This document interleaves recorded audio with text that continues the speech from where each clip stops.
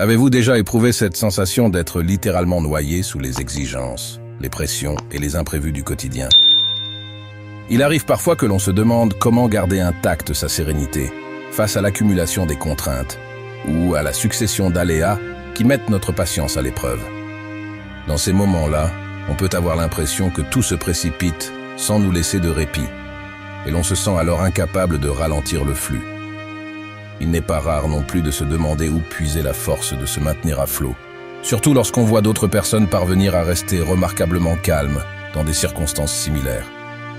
Il existe depuis des siècles de nombreuses réflexions à ce sujet. L'une d'entre elles nous vient de la philosophie stoïcienne, qui propose une perspective singulière sur la question de la force émotionnelle. Contrairement à un préjugé assez répandu, les stoïciens ne cherchèrent pas à devenir insensibles ou à supprimer toute émotion. Ils reconnaissaient plutôt l'importance de ne pas laisser les affects gouverner nos comportements de manière incontrôlée. Ils insistaient sur la possibilité d'accueillir pleinement ces ressentis, tout en gardant la main sur la façon d'y répondre. Avant d'explorer certains principes stoïciens concrets, il me paraît utile d'évoquer le contexte historique de cette philosophie, afin d'illustrer comment certains de ses représentants vivaient ces idées, dans un monde loin d'être simple ou indulgent. Il est facile d'imaginer le stoïcisme comme une théorie purement intellectuelle, mais nombre de ces figures emblématiques ont affronté des événements dramatiques et des difficultés considérables. Marc Aurèle, l'empereur philosophe, devait composer avec la menace de guerre, les intrigues de palais et la gestion d'un immense empire. Épictète était un ancien esclave qui avait connu la privation de liberté et les abus d'un maître avant de devenir un enseignant respecté. Sénèque était conseiller impérial et se trouvait confronté à toutes sortes de situations périlleuses dans l'entourage de Néron. Ceux qui ont laissé des écrits nous parlent d'un art de vivre qui repose sur une attention aiguë à soi-même et au monde, et sur quelques repères fondamentaux dont il convient de se souvenir dès que la tempête intérieure nous menace.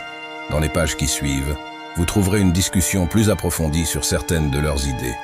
Elles sont présentées sous une forme qui, je l'espère, vous parlera de manière concrète, afin que vous puissiez les intégrer à votre quotidien. Je me permettrai également de partager ici et là quelques anecdotes moins connues concernant l'un ou l'autre de ces penseurs, ainsi qu'un court récit personnel sur la manière dont j'ai découvert la puissance de certains de ces principes, alors que j'étais moi-même encore très jeune et en proie à de multiples doutes sur mon avenir. Commençons par l'une des intuitions majeures du stoïcisme, la distinction entre ce qui est en notre pouvoir et ce qui ne l'est pas. Épictète affirmait que nous ne pouvons pas modifier tout ce qui nous entoure, mais que nous pouvons déterminer la façon dont nous nous impliquons, dont nous réagissons, dont nous interprétons les faits. Pour illustrer ceci, il arrivait que certains philosophes de l'époque recourent à des exercices extrêmes. Historien Diogène Laërce, raconte qu'un disciple de Zénon, fondateur du stoïcisme, s'entraînait à rester impassible au milieu du tumulte d'un marché pour éprouver sa capacité à se concentrer uniquement sur ses propres réactions et non sur les cris de la foule ou les provocations des passants. Cet exemple peut paraître radical, mais il témoigne d'une pratique réelle de la philosophie stoïcienne où l'on testait la solidité de son esprit dans des contextes inconfortables afin de s'exercer à résister aux perturbations extérieures. Dans la vie moderne, l'idée reste d'une grande actualité. Chaque matin, il est facile de se sentir déjà en retard, la tête remplie d'angoisse concernant tel ou tel problème.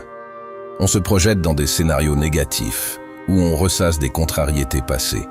La recommandation stoïcienne est de prendre quelques minutes, peut-être même avant de quitter le lit, pour clarifier ce sur quoi l'on a réellement une marge de manœuvre. Le simple fait de se dire « Je ne peux pas changer la météo, je ne peux pas non plus garantir la bonne humeur de mon responsable au travail, mais je peux choisir la façon de me préparer. Je peux travailler ma patience. Je peux ajuster mon emploi du temps de façon à mieux gérer mes priorités, fait déjà une différence considérable. » Ce recentrage sur ce qui dépend de nous a pour effet immédiat d'apaiser une partie de l'inquiétude et de redonner un sentiment de contrôle minimal. Un autre volet crucial du stoïcisme consiste à examiner la façon dont nous laissons nos émotions prendre le dessus. Qui n'a jamais, sous le coup de la colère, proféré des mots qui dépassaient sa pensée? Le point de vue stoïcien n'est pas de condamner l'émotion elle-même, mais la réponse irréfléchie qu'elle peut engendrer.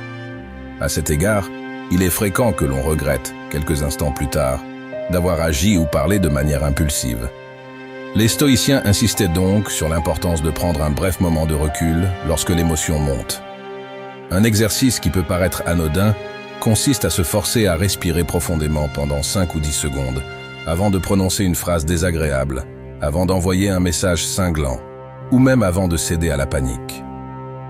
Cette simple pause aide à stabiliser le mental et à juger plus sereinement de la pertinence de l'action que l'on envisage de poser.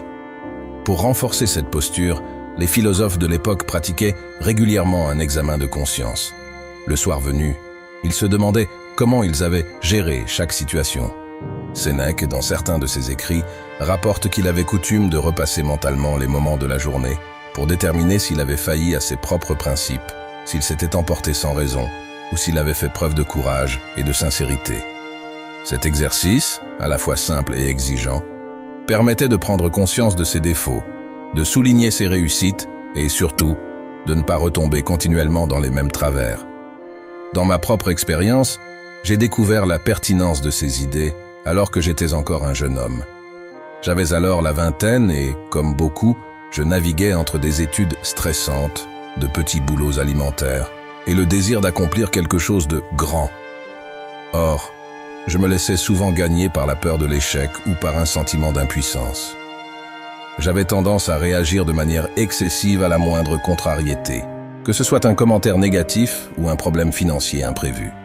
Je me souviens précisément de la journée où j'ai mis la main sur un livre regroupant des lettres de Sénèque. Son insistance sur le fait que notre paix intérieure dépend bien plus de nos pensées que des événements extérieurs a eu sur moi un effet libérateur. J'ai commencé à me demander, devant chaque difficulté, si j'étais en train de me concentrer sur ce que je pouvais faire pour améliorer la situation, ou bien si je restais passif, simplement en train de me lamenter sur une injustice.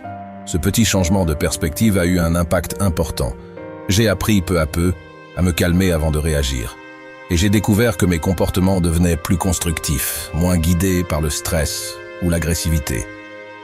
Dans ce contexte, il est intéressant d'évoquer un exemple rare, et parfois oublié, concernant Musonius Rufus, un philosophe stoïcien moins célèbre que Sénèque ou Épictète, mais néanmoins très respecté de son temps.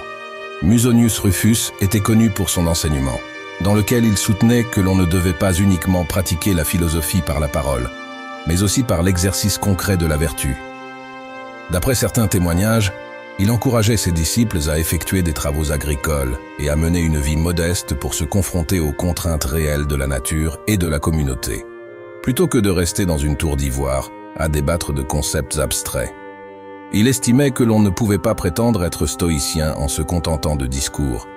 Il fallait s'engager dans la pratique, y compris physique, pour renforcer sa volonté et sa résistance au malaise.